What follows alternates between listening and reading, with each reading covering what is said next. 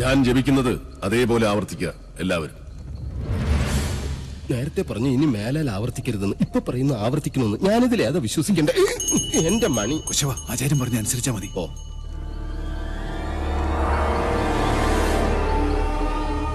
പൂർവാഗ്നേയീ ദക്ഷിണാച പൂർവാഗ്നേയീ ദക്ഷിണാച നൈര്യതീ പശ്ചിമാ തഥാ നൈര്യതീ പശ്ചിമാ തഥാ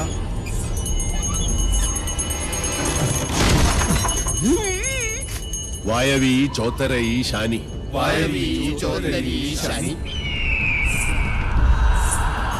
ദിശാ അഷ്ടവിമാ സ്മൃത ദിശാഷ്ടവിമാ സ്മൃത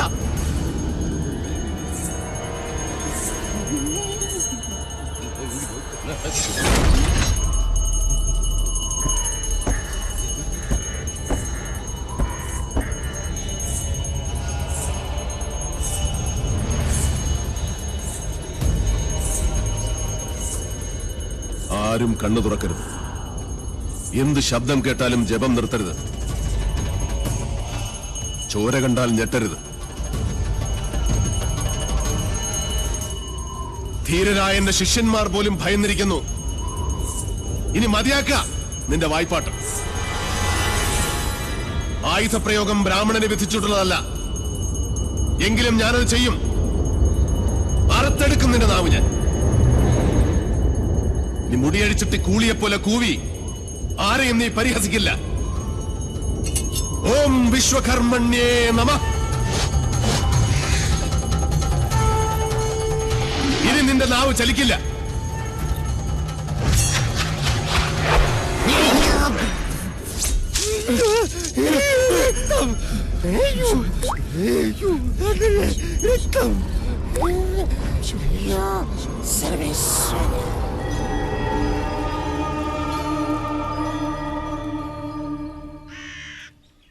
ഇനി ഇവിടെ നിൽക്കാൻ പറ്റില്ല.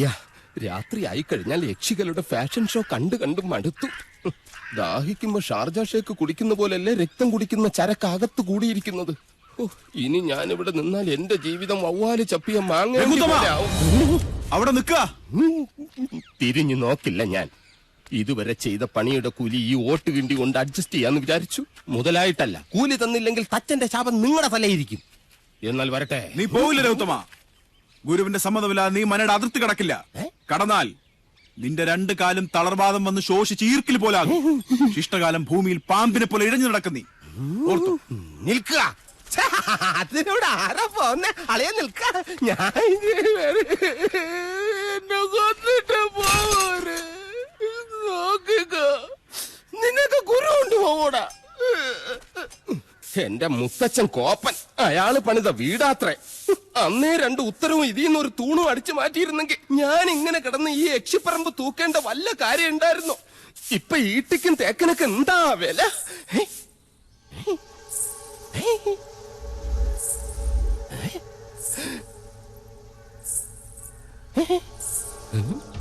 എന്തോ കിലുങ്ങുന്നുണ്ട്. ഇങ്ങനെ നിൽക്കുന്നോണ്ടായിരിക്കും. ഇരിക്ക. യമനെ കൊന്നയാമ്പ കൊമ്മിട്ടിരിക്കുന്ന പാർട്ടിയായ യക്ഷിപ്പറമ്പെന്ന് പറഞ്ഞത് പിടിച്ചില്ലായിരിക്കും. സാവിത്രി അമ്മേ, എന്നെ കൊല്ലരുത്. ഞാൻ സാവിത്രിയല്ല, തുളസിയാ. അതിനിടയ്ക്ക് പേരും മാറ്റിയോ? മാധവേട്ടനില്ലേ?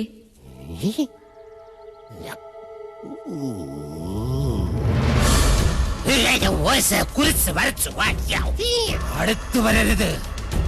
അടുത്തു വന്നാൽ പേടിച്ച് മൂത്രമൊഴിച്ചു കളയും ഞാൻ. മാധവേട്ടൻ എവിടെ?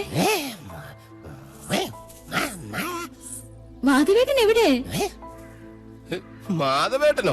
എന്നെ കൊണ്ടൊന്നും പറയിപ്പിക്കരുത്. തലയ്ക്ക് വെളിവില്ലാത്ത മൂന്നാല് നമ്പൂരി ചെക്കന്മാരെ പിടിച്ച് അടുപ്പിന് ചുറ്റും ഇരുത്തിയിട്ട് സ്വാഹ സ്വാഹ എന്ന് പറഞ്ഞ് കുറച്ച് എണ്ണയും കോരി ഒഴിച്ചാൽ ഒരു യക്ഷിയും തളയ്ക്കാൻ പറ്റില്ല. യക്ഷിയെ തളയ്ക്കണമെങ്കിൽ ഏഷ്യാനെറ്റിലെ കടമറ്റത്ത് കത്തനാർ തന്നെ വരണം. അത് നിനക്ക് എങ്ങനെ അറിയാം? ഞാൻ കത്തനാർ സീരിയലിൽ കണ്ടിട്ടുണ്ട്. അതിലാണെങ്കിൽ ഒരു കൊച്ചു കിണറ്റിൽ വീണ് ചത്തപ്പോ കത്തനാർ ഇങ്ങനെ വടിയെടുത്ത് ഇങ്ങനെ കാണിച്ചേ ഉള്ളൂ. ആ കൊച്ചു ജീവനോടെ കയറി വന്നു. അത് ഏഴില്ലാതെ. നിർത്ത. തുളസി, തുളസിയെ കൊണ്ടാക്കാൻ ആരും വന്നില്ല. വരിക.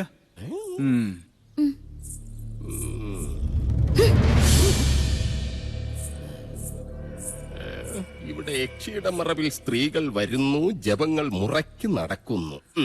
ഛേ, അങ്ങനെ ചിന്തിക്കാൻ പോലും പാടില്ല. എനിക്ക് കിടന്നാൽ ഉറക്കം രഘുത്തമ. വരില്ല. എന്താ ദേ എവിടെ ഉണ്ട്?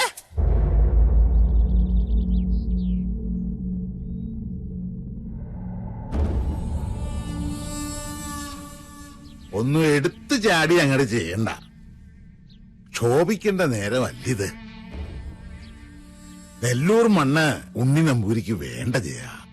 ആ മോഹം മനസ്സിൽ അങ്ങോട്ട് മുറിക്ക. അച്ഛാ, രാജീവൻ വല്ലാതെ അങ്ങ് മോഹിച്ചുപോയി. എന്റെ മോളെയോ ചെമ്പ്രയിലെ മണ്ണോ? അല്ലാതിപ്പോ ചെമ്പ്രയിലെ പെണ്ണും ചെമ്പ്രയിലെ മണ്ണും രാജീവിന് വേണം, അല്ല രാജീവ? ഗൗരി എവിടെ? ഗിരീശൻ എവിടെ? ഞാൻ പറയുന്ന അവർക്ക് മനസ്സിലാവൂ. ഗിരീശ, ഗിരീശ!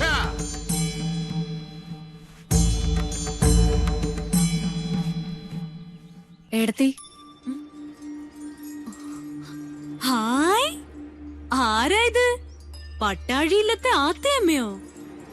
ഇവിടെ നിന്റെ ഏതെടുത്തി ഇരിക്കണത്? പടിയിറങ്ങി പോയ മൂശട്ടെ. അച്ഛാ, ജയേട്ടാ, ഇങ്ങോട്ടൊന്ന് വേഗം വരിക. അനിയത്തി. ആഹാ, എന്താണ് നിനക്കിവിടെ കാര്യം? എടി എന്താണ്? അച്ഛന്റെ ആംഗ്ലമാരുടെയൊക്കെ മുഖത്ത് ചവിട്ടി തേച്ച് ഇറങ്ങിപ്പോളല്ലേ നീ? മറന്നിട്ടില്ലൊന്നും. നേർന്നെറിയും കെട്ടവളെ. ആരാ? ദേ, കണ്ടില്ലേ അച്ഛാ? ഇറക്കി ഇവിടെ പിഴച്ചവളെ. എന്താണാവോ വരവിന്റെ ഉദ്ദേശം? ഗുപ്തനും മക്കളും ചത്തു നശിച്ചോന്ന് കണ്ടുറപ്പിക്കാനാ? അപ്പൊ ഉറപ്പാണ് അച്ഛന് എല്ലാം നശിക്കൂന്ന്. ഇടി അസത്തെ, അവന്റെ അച്ചിപ്പണി ചെയ്ത് നടക്കുന്ന നീ ഞങ്ങളെ ശപിക്കുന്നോടി. ആരുത്?